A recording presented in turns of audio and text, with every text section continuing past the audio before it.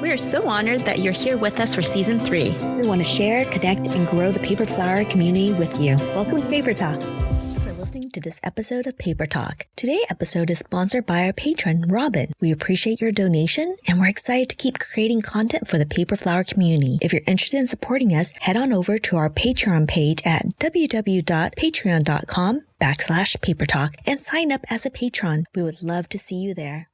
Hello, everybody, and welcome to another episode of Paper Talk. Today, we have Nora Fradin with us, and she's the owner and artisan behind Lilac and Blush Paper Garden. Hi, Nora.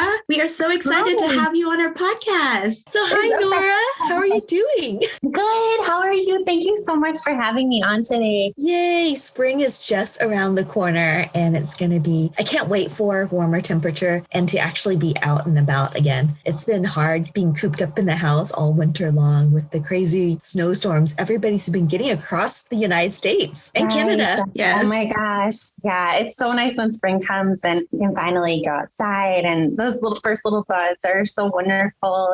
A couple years ago, I almost started crying when I saw one of those little buds. I was like, it just makes you so happy. I know. Crocus, right? Crocus are the most adorable little tiny flowers that just like grows out in the snow, which is so crazy to me. It's like, how can you be that strong? How do they survive? Yeah.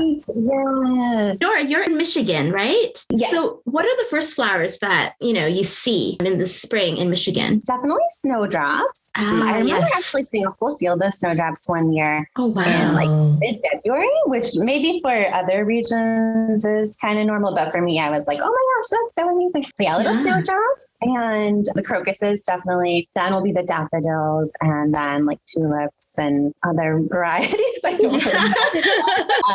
Definitely. Like I always have my eye out for the snowdrops and crocuses and the daffodils. Yeah, I love that. That is so awesome. Pretty. So Nora, tell us a little bit about your love for flowers and paper flowers. How did you begin? When did you begin? And what drew you to making paper flowers? Definitely. So I think it started quite a while back. I view it as kind of a little like sparks that came together. And I would say the first spark was when I was actually probably in like junior high or high school. So that's been a while now. And they sold these like little paper flower kits at Paper Source store, which I think is across the US. I'm not sure if it's in other countries, but they were just kind of simple cardstock paper flower kits. And I remember I acquired a few of those. And funnily enough, I don't think I actually ever made them, but I was really drawn in because I don't know, I just was always like into kind of handicraft projects and creativity. And I loved like the precision of it mixed with the creativity. So when I saw those kits, I was like, oh my gosh, this is right up my alley. Although, I don't think I ever actually did them. But then fast forward, and it was 2015, and I was in Target, probably shopping for like soap or something normal like that. But when you go to Target, you often pick up some extra things. And I picked up a paper flower kit there, actually, which I was looking back, I'm kind of surprised they have that, although they use. Yes. Back in 2015. That would be rare. Yeah, it was great. It was kind of like ahead of the time of paper flowers. I don't know what's funny, but yeah, that one had more like crepe paper in it. And this time I actually made them instead of like just admiring the kit. I just really liked it. And since then, I'd say it's been pretty much my journey. I'd say kind of ebbs and flows, how much I'm committed or even interested. But overall, there's just been kind of a tie throughout the year that I keep coming back to it. And I was working in college administration at the time, but in 2016, so about 1 year after the kit, I decided to like leave my job there because it just felt kind of conventional and I wanted to take a different path. And I kind of went back to the paper flower idea as something just to fill the time. And also, I think I always wondered if it was something that I wanted to do as a business a little bit. But that was the time when I started to purchase rolls of crepe paper and kind of went back to the flower kits and remembered, oh, that was really cool. But also, I think at that time I got the book by Livia Chetty. Yes. Exquisite Paper Flower book. And that was fun to explore. So I think, it was just kind of a journey. And then on and off throughout the years, I would continue with exploration through mostly kind of on my own, I would say. I feel like I'm a little like stubborn about tutorials and templates, even though I know there's like such a wealth of knowledge to be gained from them. I'm also like a little stubborn about like, I want to do it myself. Like, so I don't know. I feel like a lot of like dissections. Nothing wrong with that. That's how we both started. Yeah. So I'm always like, oh my gosh, I want to work on these like tutorials and templates because I know there's so much information there, but then I'm like, no, I want to do it myself. So it's a little bit of a mix, but overall, I really enjoyed experimenting and kind of continuing on with the journey ever since those hits that kind of sparked everything. So what was the turning point when you like, okay, I've made enough paper flowers and people are starting to like, oh my gosh, I love your paper flowers. When did you decide to turn it into a business? Yeah, I think that really, since more at the beginning, I was interested. I think for me, it was almost a matter of like, this could be a cool business. Maybe my flowers should reach the level where I can sell them rather than like, oh, my flowers are really beautiful and they've reached that level and let me turn it into a business. Mm-hmm. So yeah, I think in a way, it was always a little bit in the back of my mind that it could be a business idea. And I enjoy making the flowers in themselves, but a part of it, for me, part of the like hobby and fun has always been, what would this be like if it were a business actually? Mm-hmm. But I think it's kind of gone through some stages, like very early on, right around the time that I bought my first rolls of crepe paper, even I was like, oh my gosh, I remember like sharing logos with my friends and being like, which logo and, everything. But it's exciting, I don't think right? that it was. Yeah. Yeah. But I don't think it was time yet. Like, I don't think my flowers maybe were at a point to sell.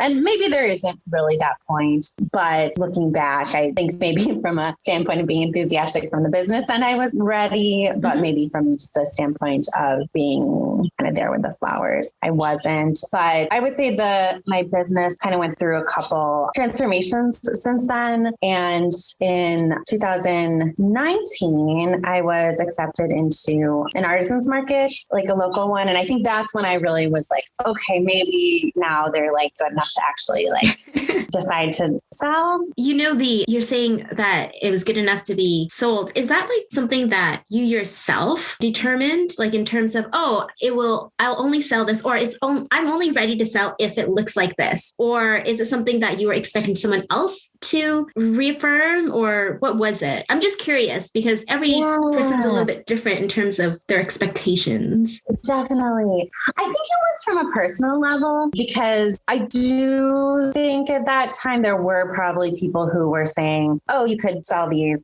partially on a personal level, just how I interpreted them, but also maybe this theme probably comes up a lot in discussions in the community, but comparing to others. It's like, well, have you sure you think I can sell them, but have you seen like the other ones in the community? So it was kind of probably personal mixed with kind of a feeling based on like seeing other ones, I guess. Mm-hmm. Yeah. So a little bit of I think there would have been probably people who would have bought them, but I might have felt like, oh dear, like, are you sure you want to?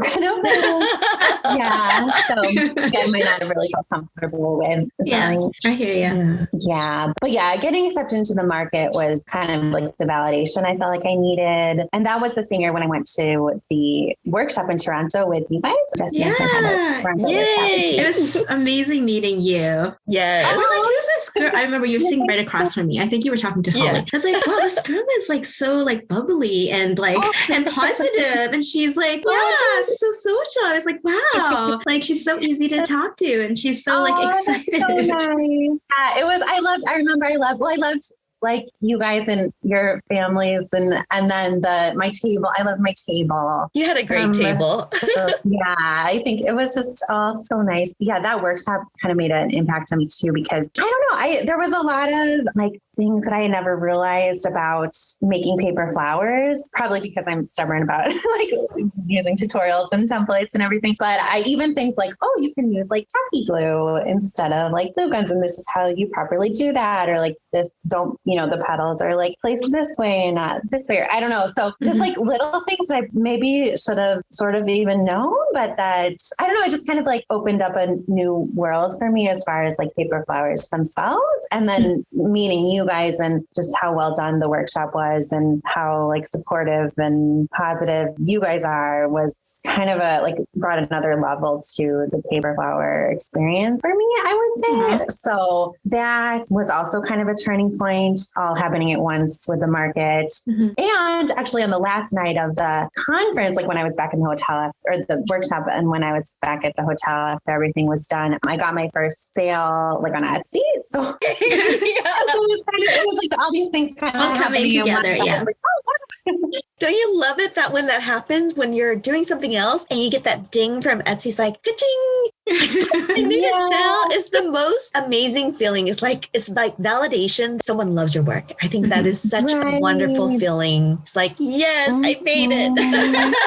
Yeah. And I say that to every sale, you guys. It's like, yes. It's like, your first one, it's like so exciting. And then everyone after it is too, I feel like.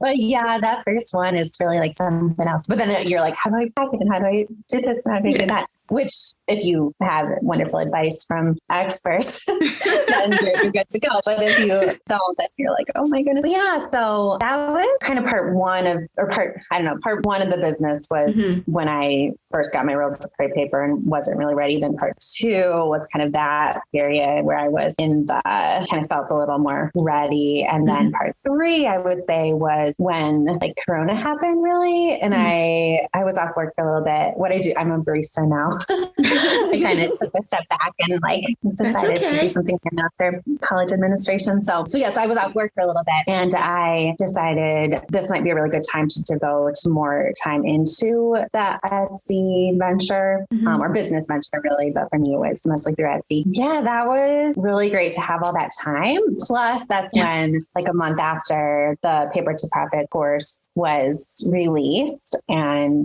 that was pretty like serendipitous too. I feel like because I had like just started and was, wondering things. And here's this great course that allowed me to really like solidify a lot of things moving forward. So I'd say that's kind of my business journey as far as paper flowers goes. Can I interrupt you? I just had this brilliant business idea for you. Okay.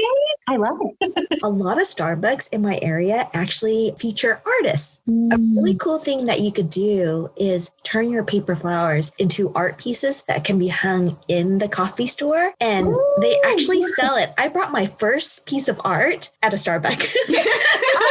Years ago. Like I would say it was 18 years ago. And I still have it because I love it so much. But it's something that you might want to talk to the manager and says, hey, I heard that Starbucks does this. Does our store have it? And if it is, I do these beautiful paper flowers. I would love to do maybe a coffee plant installation. And how fun would that be to feature that? And then as you do it, just progress it and show other pieces of your beautiful flowers, because I think it would have so much really wonderful meaning and tie, because not only are you an employee for Starbucks, but I'm not saying that you are Starbucks, but I'm just saying that as an example. Right. But I think that would be really fantastic because I feel like a lot of local coffee shop does feature artists. And I actually did mine in a bakery / coffee shop when I first started out. And I really targeted where that particular location was in the kind of upper end, willing to pay a little bit more. And it attracted the right client because there was a lot of moms coming in there buying cupcakes for their daughters' birthday parties. And I would do flowers for the kids and they would spend a lot of money. I was really surprised. So something to think about. Yeah, I love that. Yeah, I have had like one little bouquet in there for a bit, which is really nice to have that. I think it would be great to that stuff is great, but just like expanding more on that. I would sneak a couple of coffee plants because they do have beautiful flowers. Yeah, that's so cool. And their coffee pods look completely different from, what a coffee bean looks like. But you should think about sneaking it in and the people that come to the coffee shop, they really know what coffee plants are. So tucking that piece in, they're like, it's like an Easter egg find. That's so fun. And while they're waiting around for their coffee. Exactly. Yeah. And it's funny because I don't even know what the coffee plant looks like. That'd be a learning experience from the coffee standpoint and the paper flower standpoint. Oh my gosh, I love that. Yeah, just ping me anytime you need ideas. I'm always thinking of ideas. I never have enough time to do them all. She does have a ton of ideas. I love it. Oh my goodness. Wonderful. You just mentioned about Paper to Profit, and we really would love to hear what was your impression when you went through the program? And honestly, did it help you? Yeah, definitely. Well, one thing that I was so appreciative of was how like thorough and well put together it is. And I think having taken the workshop in Toronto and seeing how that workshop was so well run was a lot of what inspired me. I mean, I was very interested in the topic, of course, but I think knowing how well done that workshop had been, I was like, well, I feel like it's going to be worth it. And it totally was, because I feel like it's just, yeah, I don't know. You two are very thorough and like, you just think things, I don't know, everything is like very relatable and easy to understand, but also, and like friendly, I would say. Okay. But also, because it's a hard topic. It's so dry sometimes talking about taxes and like corporations and like, this is what you need to do. Yeah, but somehow, I don't know, somehow it just comes out really like relatable and friendly, but also like super informative and covers so many areas. And I don't know, it's just because you guys have been there and had all of these experiences already. And it's something that is new to a lot of us. And we're, just kind of swimming along, not quite knowing where we're going, to have experts who can present the information in a way that's really easy and relatable, but also really helpful and informative has been really nice and definitely lived up to my expectations as far as comparing it to how well done the Toronto workshop was. I was pretty high, but yeah, I mean, I think also something that kind of struck me was like there were a lot of overall pictures and themes that were covered, but also it really got into like the nitty gritty, and there were just like a bunch of little gems in there. And I think it's also things that kind of could apply to a lot of people wherever they are in their stage of the journey. And there might be some areas that you know a lot about or that you might not be as interested in, but there might be another area that is really applicable to you and that you really will get a lot out of. So I think that there's just a whole range on a lot of levels, like breadth and depth, that were really, really helpful. Awesome. Is there anything in particular that you found the most helpful? Because like you said, there are a lot of topics. We didn't want to overwhelm people, but we thought this is everything you really need to know when you're running a business. There are many aspects, but we tried to kind of break it down and come from our experience in terms of what was important to us when running a business. But was there anything in particular that you found most helpful after you took the course that, you were able to apply either right away or at some point in your business? Well, I feel like one thing that really struck me, and this might sound like a little funny, but was emphasis on like numbers and bottom line, because as much as obviously it's a business and that's a part of it, I don't think it really like I had taken to heart that was an important aspect and that was, I was just like, oh, this will be, I was thinking more like, oh, the marketing and the branding and this and that, and there will be sales, but what does that really mean? Like, what do the sales mean? Oh, I'm going to get these different colors and supplies, but what does that really mean? Purchasing those. So I think that was one kind of basic, and I still think it's like a little funny, but because it's so like obvious, but I think maybe that in itself makes it so important, and something that could be overlooked is really like, what are your numbers and how to keep track? I mean, so on the big picture level, that's the question. And then kind of on the nitty gritty, like how do you keep track of that and how are ways to manage that? So that was one thing that I found really helpful. But also I think there was a lot in the course about like valuing yourself as an artist in relation to your time and your prices and your aspirations. And I think that really struck me as well, because I like to think of it as an art form as well, but sometimes I don't really, because I'm just making them and getting kind of almost understanding that you have the permission to value yourself as an artist, and how that translates in a business perspective was something that I really enjoyed about the course. That was, because there's kind of also, I feel like there were like interlaced themes or strings, maybe you could call them, that kept coming up and chapter through chapter. And like, that was one that really made an impression on me as well. I think those are some of the like more overarching ones. But then there were so many like little, just wonderful little like nuggets and gems and spark that applied to like me personally or other people, like about networking and oh my gosh, like so many. I'm gonna it's okay. There are so many. Okay, I have a question for you real quick. I'm so curious. One thing that when I was going through the Paper to Profit again, because we're actually adding a lot of new updates and we're adding in some worksheets and some more fun surprises for past students and for the new students that are going to be enrolling in 2021. And one of the first things I always get a little bit overwhelmed for the students is chapter 1. Chapter 1 is very overwhelming because we dump so much information at you. Did you feel overwhelmed? Was that too much? Or do you think that we should break the chapter down even more? Yeah. And okay, chapter 1 it was all about starting your business, like all the ABCs that you need to setting up your bookkeeping, setting up your business. If you do decide to set up as a sole entrepreneur or a corporation, getting your supply, your name, the pricing, it was just so invoicing so many things. Okay. I kind of feel like no, but maybe because I almost viewed each section more on its own than in relation to what chapter it was in. Oh, yeah. Okay. So, that's good to know. I mean, maybe if like it made you feel better, you could like break it down sort of, but I don't know. I just personally viewed it way more like section to section than like chapter to chapter. I would say like topic to topic, right? Right. Yeah. So for me, like I wasn't overwhelmed by it, but maybe it's because I was taking that approach. Yeah. That's good to hear. Yeah, it's very good to hear. Yes. Yeah, I mean, it is. It's like, it's so much information that I can see how from the perspective you guys, it would be a little like, oh my gosh, how do we present this without making it seem overwhelming? And maybe but I think how you did, breaking it down piece by piece was very helpful. Yeah. Good. Yes. I'd rather have all the information than not. That's good to know. Was there anything that we didn't put in there that you kind of wish we did put a topic in? Thinking about this morning, one thing that crossed my mind was kind of like, and this is a little bit related to like some of them like marketing and branding, but maybe more like advertising on more like concrete levels, as far as like these are social media or like, I guess paid advertising, that would be what it would be, paid advertising. We did think about it, but it was such a can that had a really bottomless pit. No,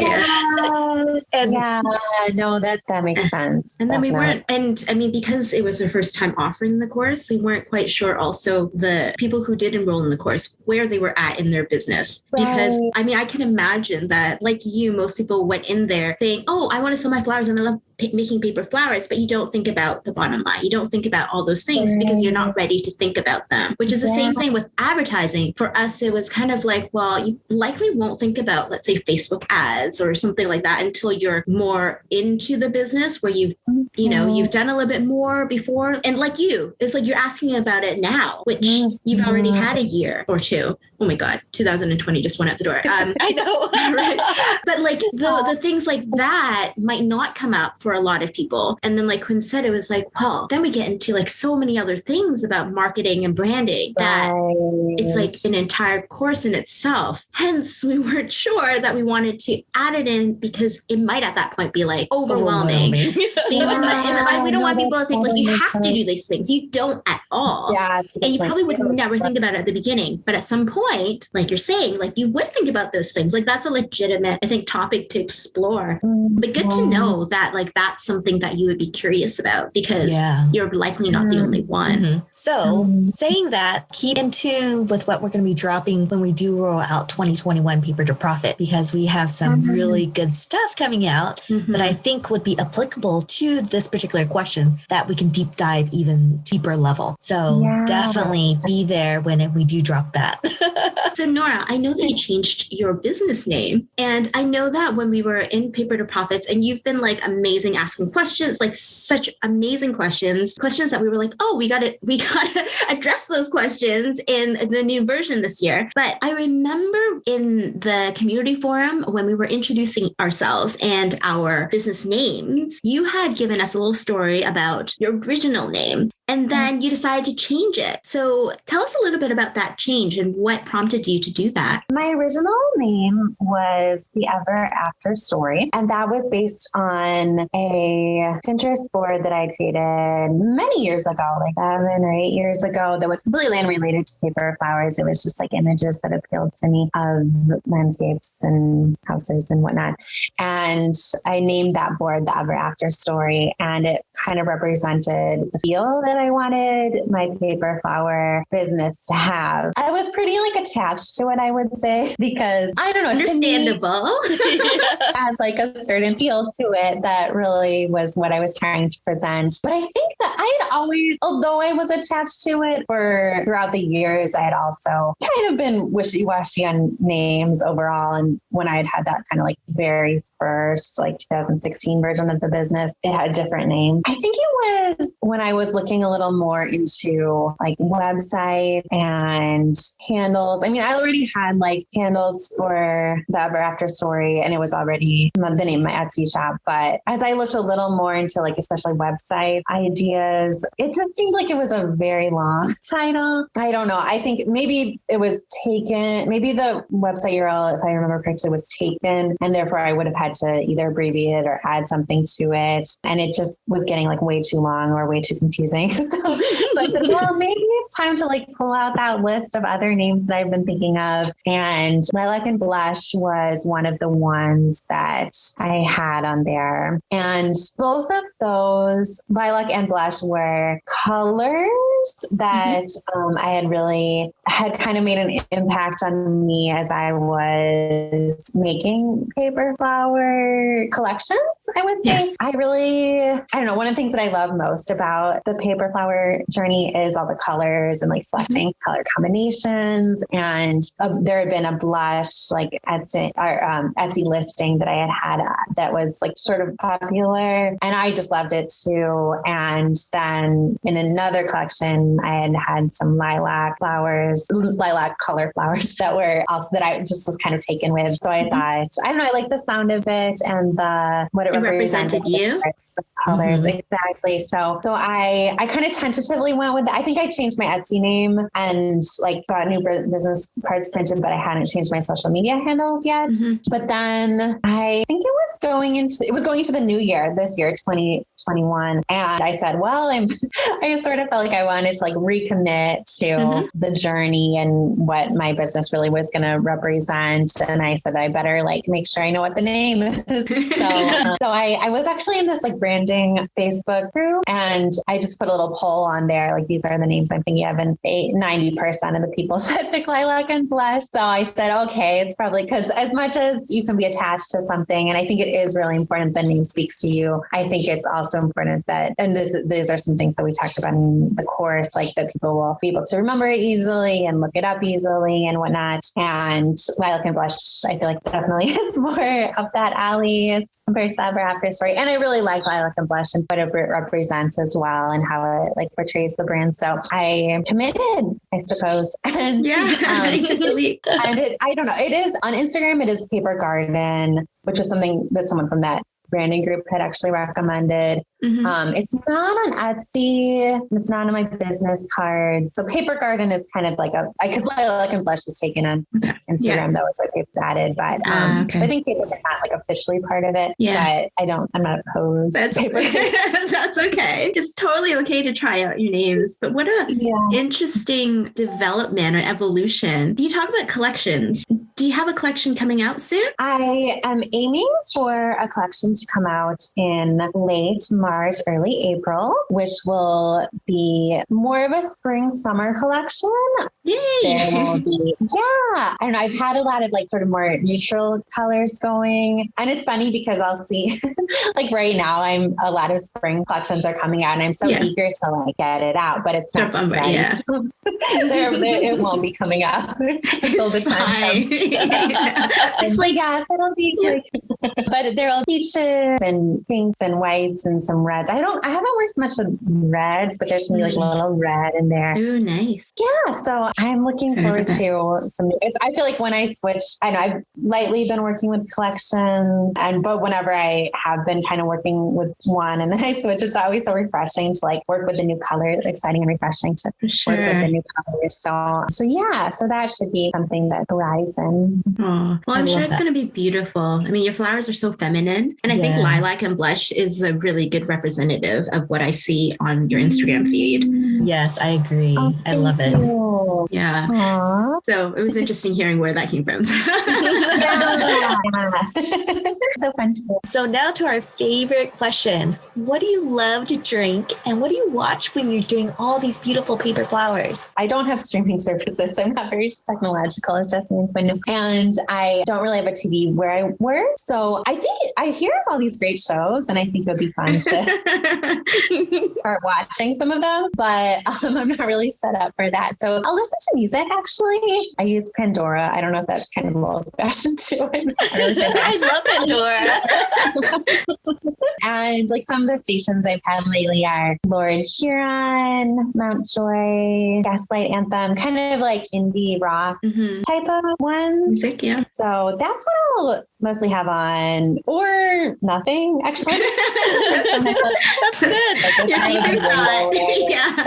Although really you're like, but yeah, so it's almost kind of like a nice time to like clear your mind. Or I live with my sisters and I will be talking. But anyway, since I do work at the coffee shop, I'm lucky that I have access to like more fun drinks than I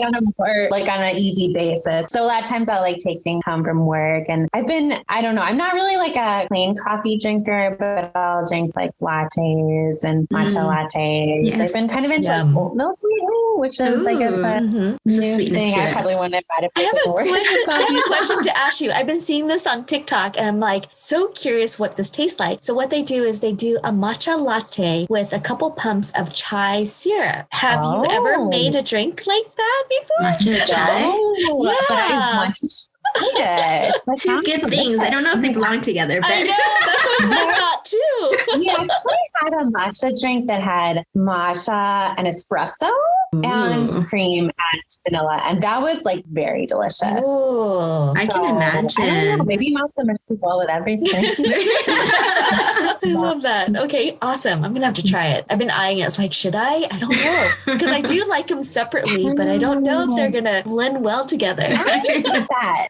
Yeah, I'm gonna try that too next time I'm on a shift. Yeah, that sounds right.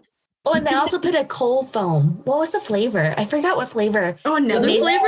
Yeah, on top of it. So many flavors. Too much of a good thing? Or maybe it was like a sweet cold foam. I'm not quite sure, but it just made the drink so much better apparently. Yeah. That sounds delicious. From TikTok. I know. I love TikTok.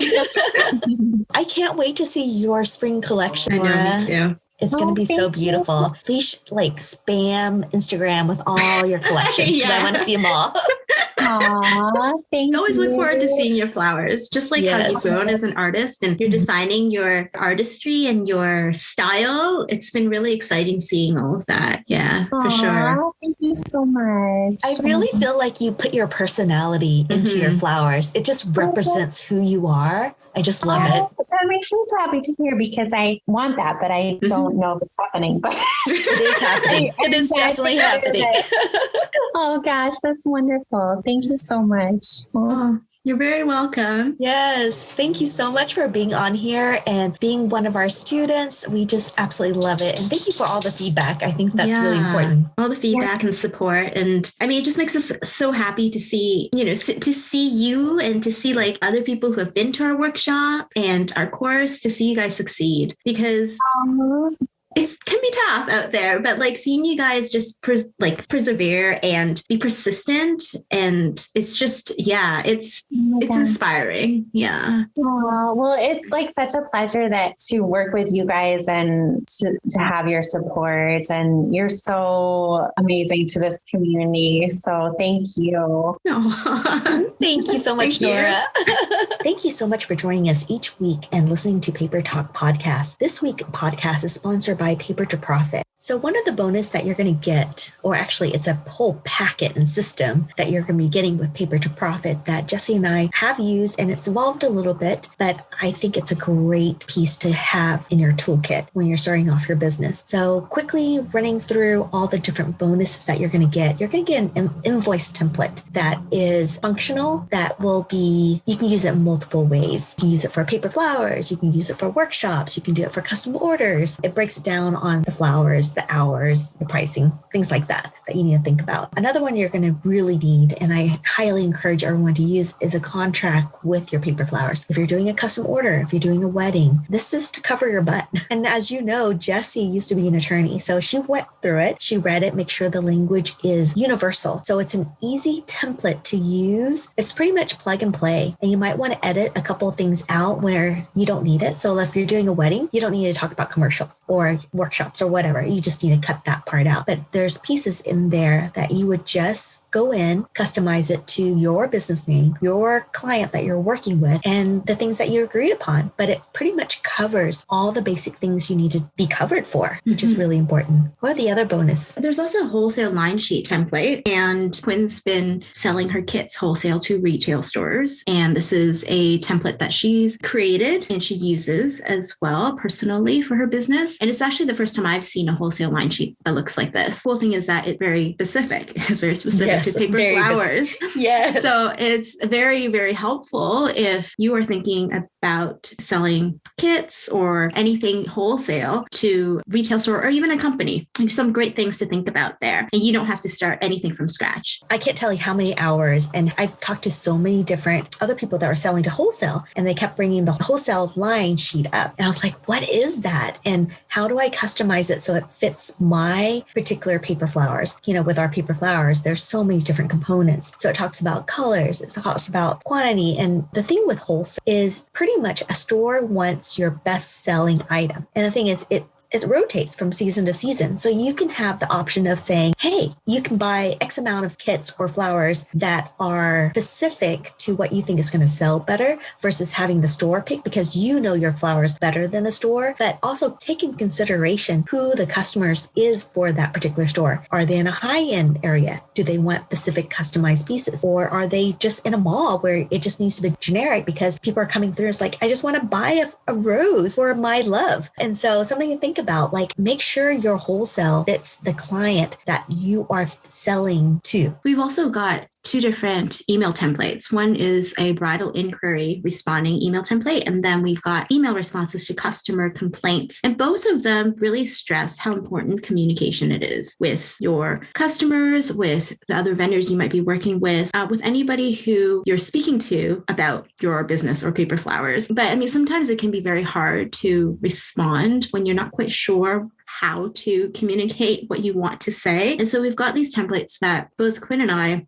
have worked off of when we're in a rush. You know, sometimes you get all these inquiries and you're like, oh, I just got to get back to them because, you know, quick responses is important. So what you can do is rely on these as starting points, especially with the bridal inquiry. We've got questions in there that you would want to ask your brides. And you might want to ask other questions, add them in there, but you've got a starting point to begin with. And it makes it so much easier when you're on the go and the last thing you want to do is manage the business part and you're just super busy, right? That's the whole point of these templates, is to automate your business so that you don't have to be thinking about every single response that you make. And the same thing with customer complaint. I mean, we've got a whole section in the program about how to deal with these complaints. And we're always saying that try to prevent these complaints from happening. Try to prevent these problems that might arise before they actually happen so that you don't have to have these difficult discussions with your customer. But when they do happen, and they're bound to happen, in the program, we do make suggestions of what steps to take. And one of them is